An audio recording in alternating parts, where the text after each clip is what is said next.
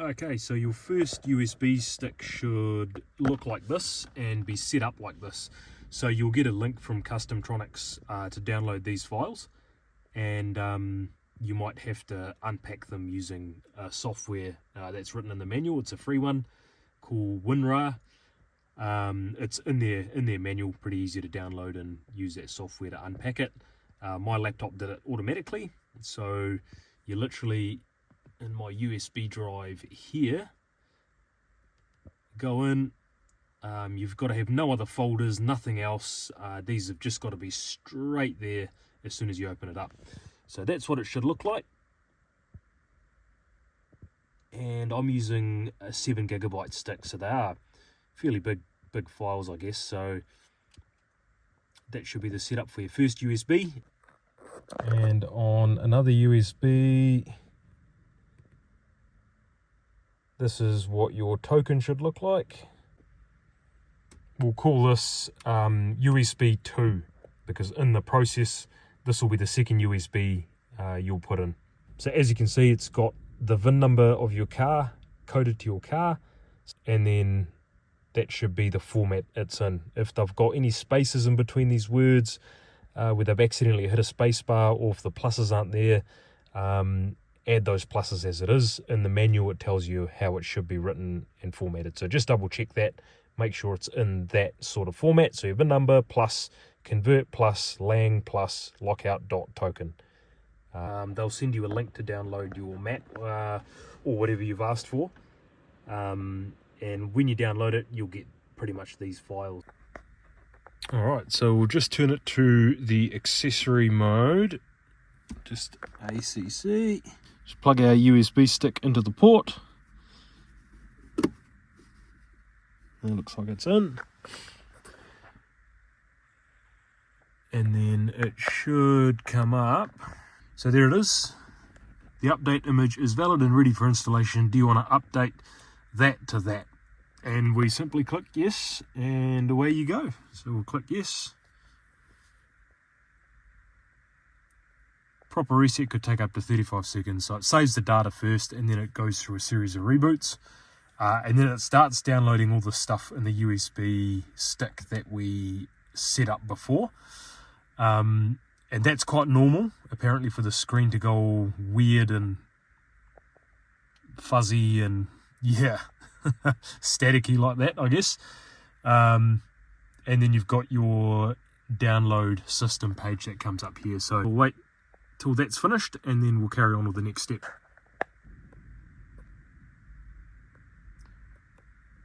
And supposedly, if all goes well, it should reboot back to that main menu.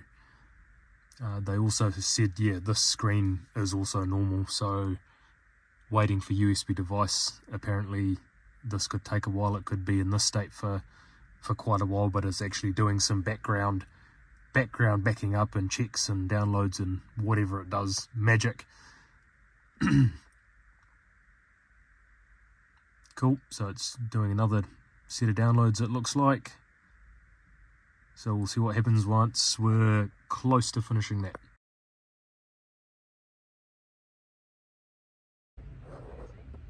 Okay, so that rebooted, the screen just went black.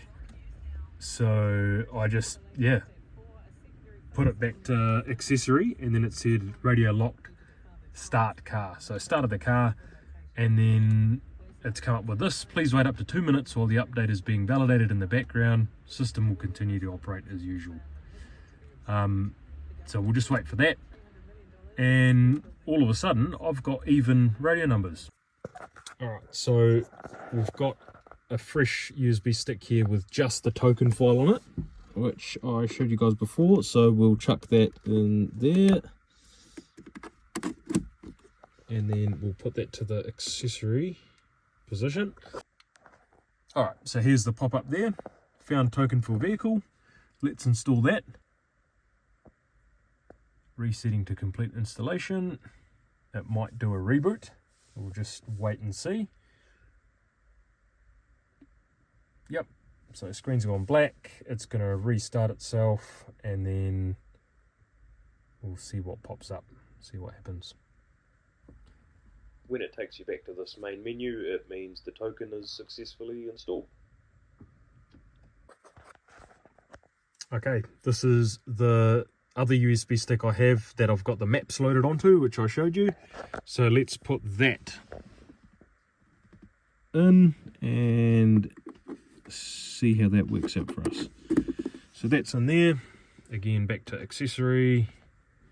That should boot up like we've seen the last few times, and then that should pick up the maps installation folder and then start installing like it did before. So let's have a look. Okay, here's the pop-up there, and that's got our 2015 maps on there. So what Customtronix do is they send you two sets of maps, 2015 and 2019. You have to install the 2015 maps first. I guess that contains all the base files, and then you'll get the 2019 file as well. So you'll just have to reload that and then essentially update it again. So we'll select yes. Please do not remove your USB until advised. Okay, so this is the maps part of it almost done. Okay, just as it hit 100 there, the screen's gone black. Now, if it was anything like before, where the screen went black and doesn't turn on, I'm going to put it back to accessory mode, turn the car back on, and I'll show you what the screen looked like.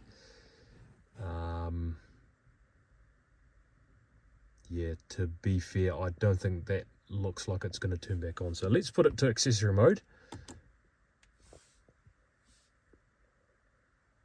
Okay, so I'm picking that. That's actually done. Right, so let's go accept. So it's gone back to the radio. Now if we go to nav, and there we go. We've got a map of Taranaki. I've just sort of zoomed out. But yeah, New Plymouth, Taranaki and New Zealand maps, all done. So it looks like it's literally easy as that, eh? Good old God's country. So this pop-up will come up because I've still got the USB in the center console. So yeah, we don't need to do that. So I'll just click no and I'll pull the USB out.